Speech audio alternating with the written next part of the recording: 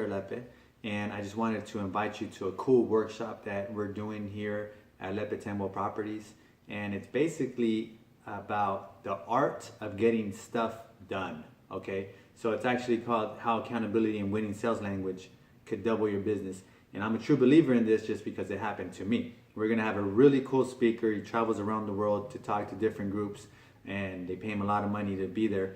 And we're gonna go into how to help my business and really not even doubled but tripled my business because of accountability. So it's gonna be really cool. We're gonna cover a few topics. What is high-level accountability? How I turned my regular mediocre real estate career into a thriving business by leveraging accountability.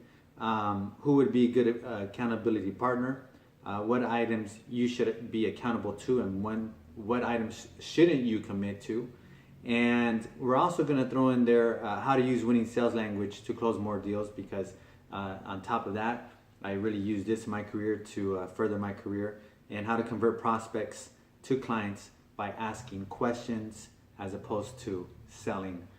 So we'll see each other March 8th, 11:30 a.m. Lunch and learn. Lunch is provided, so register. See you there.